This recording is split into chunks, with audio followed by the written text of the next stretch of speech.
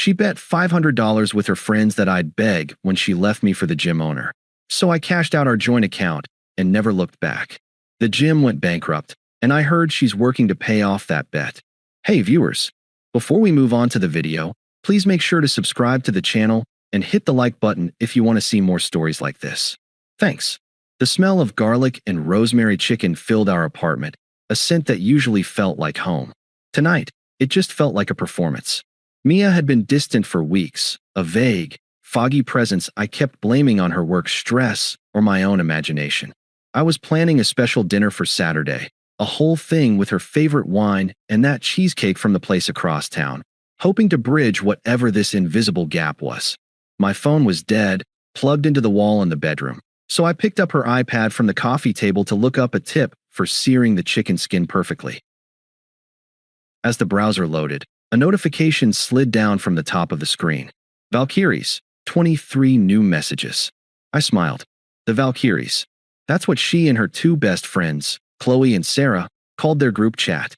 I thought it was cute, a sign of their fierce friendship. I went to swipe it away, my thumb hovering, when a preview of the most recent message caught my eye. Sarah, I can't wait to see his face. $50 on Rage. My thumb froze. His face? My face. A cold, leaden feeling started to form in my gut. This was wrong. I knew it was wrong. But the chill that was spreading through my veins was overpowering any sense of honor. I tapped the notification. The chat exploded onto the screen. The last message was from Sarah, sent 10 minutes ago. Sarah, is he there yet? Are you doing it tonight? My heart hammered against my ribs. I scrolled up, the movement feeling slow and syrupy. Mia, he's cooking. Smells pathetic. Like he's trying to win me back with a damn chicken. Qley, El Mayo. The final meal. You're gonna drop the bomb after dinner? Mia, no. I can't wait. I'm doing it when he's done. I need to be free. Mark is picking me up in an hour. Mark. Mark from the gym. Iron Haven. The guy with the 2 white teeth and the leased BMW. The guy whose presence always made Mia's laugh a little too loud. The lead in my gut turned to acid. I kept scrolling, my breath caught in my throat, my fingers leaving sweaty smudges on the glass. Qley, okay, but the bed is still on. What's his reaction? I've got $50 on him full-on sobbing. He's a soft little crybaby. The words hit me like a physical blow. Soft little crybaby. I'd driven Qley home from a bar at 2 a.m. when she was too drunk to get an Uber. I'd helped her move her couch. Sarah, nah, he's gonna get angry. All that quietness is just repressed rage. $50 on him yelling and breaking a plate. Mia, you're both wrong. He's too spineless for either. He'll just shut down. It'll be boring. Then came the message that stopped the world. The one that made the kitchen timer's beeping sound like it was coming from another galaxy. The one that dismantled 3 years of shared life, of plans, of what I thought was love in a single sentence. Qley, okay, but what if he actually begs? Like, gets on his knees and pleads? That's the jackpot. That's the one I want to see. Mia, El Mayo. $500 to whoever guesses right.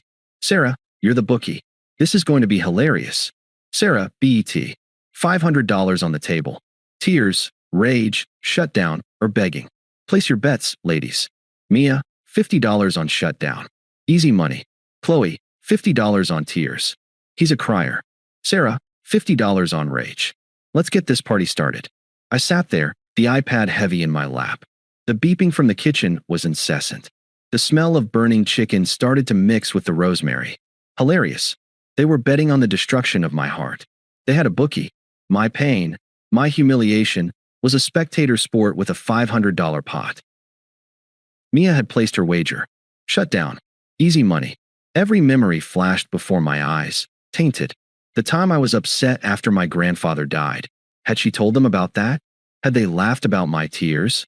The time I'd gotten frustrated and quiet after a bad day at work? Was that shut down?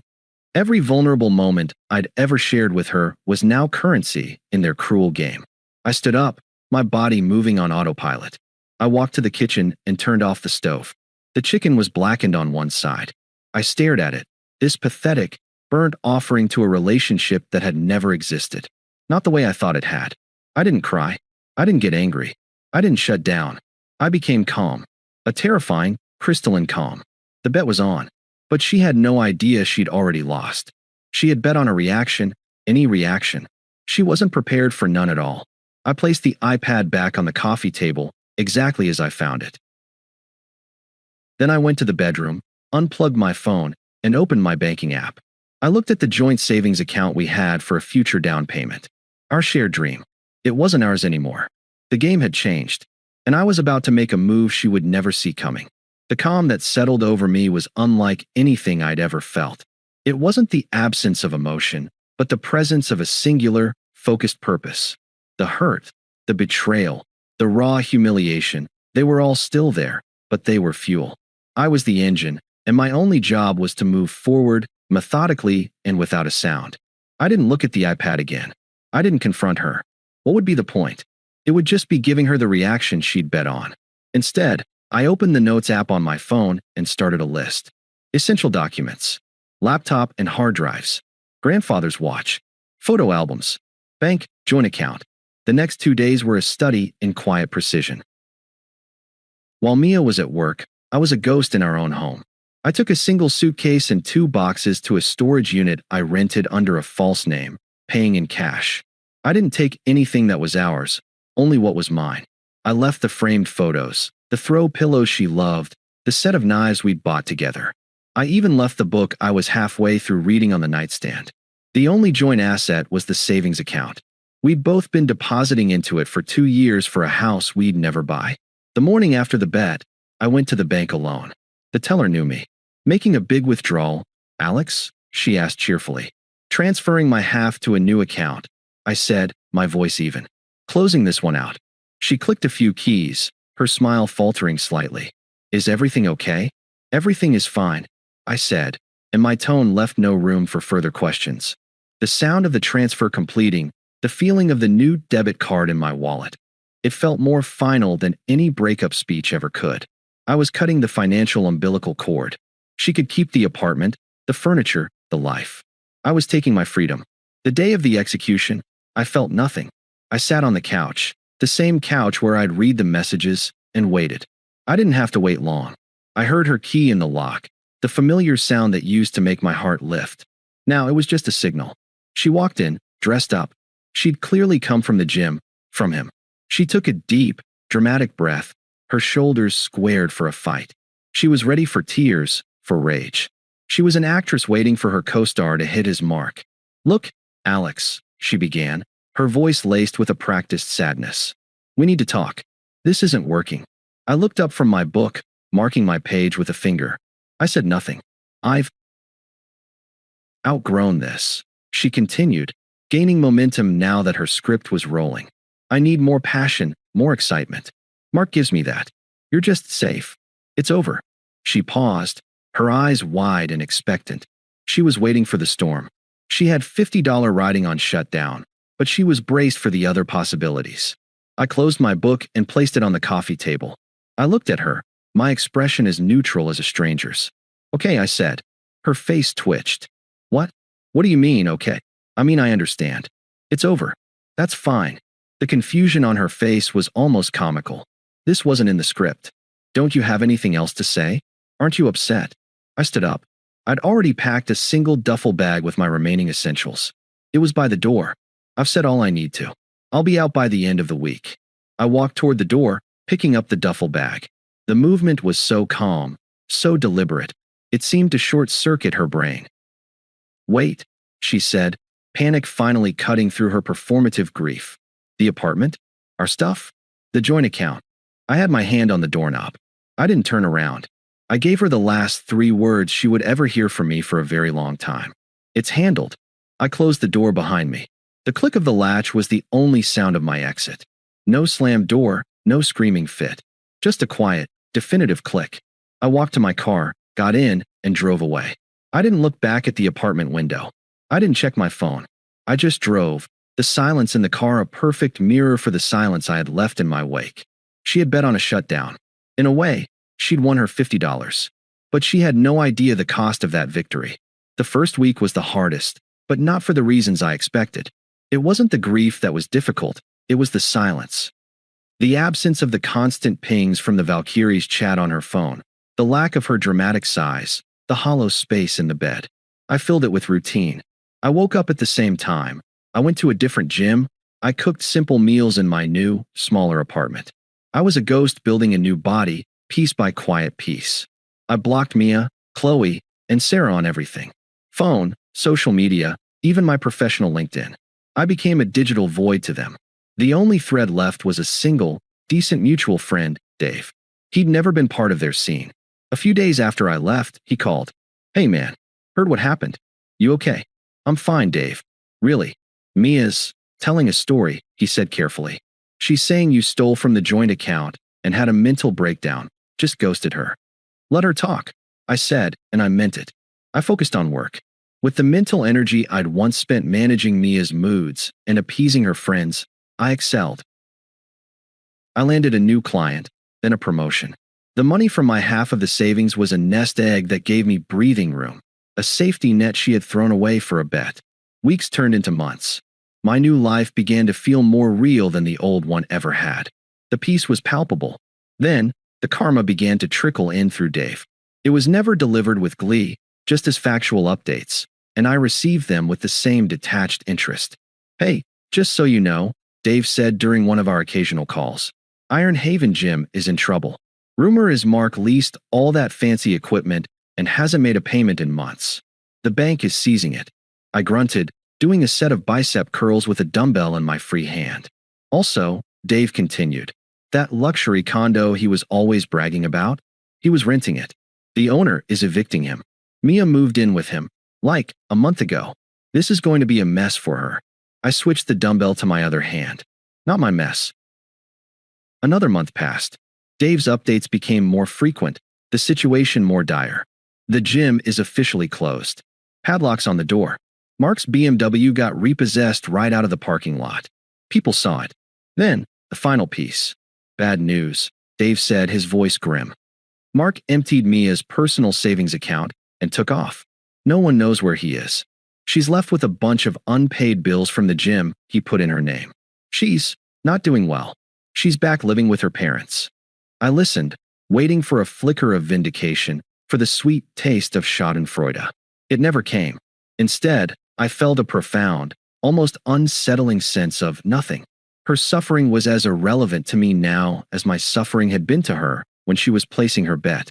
The universe had balanced the scales, not with drama, but with the cold, hard consequences of her own choices. She had traded stability for flash, authenticity for a performance, and love for a $500 wager. She had lost it all, and I was just getting started. The first attempt came 2 days after Dave's final update. A text from an unknown number, but the tone was unmistakably hers. "Unknown number. We need to talk about the rest of your stuff. And you took money that was for our rent. You can't just do that." I stared at the words. Our rent. The audacity was breathtaking. She was still trying to play the part of the wronged partner, the one who'd been left in the lurch. She was testing the waters, seeing if I'd take the bait and engage in an argument. I deleted the message and blocked the number. The rest of my stuff was a handful of old t-shirts and some books I'd willingly left behind. A cheap price for my freedom. A week later, my phone buzzed with a voicemail. I almost deleted it without listening, but curiosity, that cold, clinical thing, got the better of me. I pressed play. "Hey, it's Qley." Her voice was sharp, accusatory, as if she were scolding a child. "Look, what you did to Mia was really low. She's struggling. The least you can do is man up and help her out of this situation Mark left her in. She trusted you, and you abandoned her. Call me." I almost laughed. Man up. The same friend who'd bet on me being a soft little crybaby was now demanding I man up to clean up the mess left by the man she'd encouraged Mia to choose. The hypocrisy was so thick you could taste it. I deleted the voicemail and blocked Qley's number too. They were a package deal of toxicity. The next text, from another new number, shed the pretense entirely. The mask of civility cracked, revealing the fury beneath. "Unknown number. I can't believe you're ignoring me. You're really that pathetic? You ruined my credit with that account crap. I hope you're happy, you selfish asshole." There it was. The true colors. No more talk of our rent or her stuff. It was about her credit, her problems. I was the selfish asshole for not setting myself on fire to keep her warm after she'd poured gasoline on me. I felt a flicker of something then. Not anger, but validation. This was the real Mia, the one from the Valkyrie's chat. I deleted the message, blocked the number. The silence that followed was golden. For 3 whole weeks, I breathed it in. I focused on my work, on my new routine, on the quiet satisfaction of building a life that was entirely my own. The peace was my fortress. Then my phone rang. Another unknown number. I was about to dismiss it, but something, the same detached, almost anthropological curiosity, made me answer. I put the phone to my ear but said nothing. I just listened. For a moment, there was only shaky breathing. Then, her voice. It was a fragile, broken thing, a far cry from the sneering texter or the dramatic breakup artist. Alex, I know you're there. Please, please, I need help. I remained silent, a stone. Mark left, she continued, her voice cracking. He emptied my savings account before he vanished. The gym is gone. I owe people money. A lot of money. Sarah won't even talk to me anymore. She was waiting for a reaction, a gasp of sympathy, and I'm sorry to hear that. She was performing her downfall, hoping for an audience of one. I gave her nothing but the sound of my steady breathing. Her voice hardened, the tears evaporating into pure, undiluted fury. Damn it, say something. You owe me. If you hadn't been such a spineless coward, none of this would have happened. And then, the final, glorious, unthinking confession. The truth she couldn't hold back. I lost $500 on you because you couldn't even have a normal reaction. There it was. The heart of the beast. Not I miss you. Not I made a mistake. It was about the bet. It was always about the bet. Her words hung in the digital space between us, a monument to her own profound emptiness. The $500. The price tag on our relationship. The cost of her karma. The silence stretched, and in that silence, I felt the last fragile thread tethering me to that old life snap. I was free. Truly, completely free. I finally spoke, my voice calm, flat, and devoid of any emotion she could use as fuel. It was the tone of a customer service agent closing a ticket. It sounds like you have a problem. A stunned silence. Then a sputtered, what? That's it. After everything we had. I could have listed the everything we had. The planned future, the trust, the loyalty. But she wouldn't understand. She would only hear it as an opening, a negotiation. So I went for the jugular, the only thing she truly cared about. The $500 you lost on our breakup, I said, each word deliberate and clean, like a surgeon's incision. Consider it a cheap lesson. I could hear her sharp intake of breath, a mixture of horror and rage. Don't call this number again. I ended the call. I didn't wait for a response. I didn't listen for tears or screams. I simply pressed the button, then navigated to my settings and blocked the number for the final time. It was over. I looked around my quiet apartment. The evening sun slanted through the blinds, painting warm stripes on the clean, minimalist floor. There were no dramatic speeches, no thrown plates, no betting pools. There was just peace. The peace I had built for myself, with my own 2 hands and my own sound judgment. She had been a gamble, a high-stakes bet I hadn't even known I was making. And I had lost for a time. But I had cashed out my chips, my half of the money, my dignity, my self-respect, and walked away from the table before the house of cards collapsed. Now, the table was gone, the cards were ash, and the dealer was broke. I had taken my half of the money, and in doing so, I had bought back my entire life. She was just a bad bet I'd made once, and finally, I was cashed out. Thanks for watching. Make sure to subscribe to the channel and hit the like button. What do you think about this story? Share it in the comments.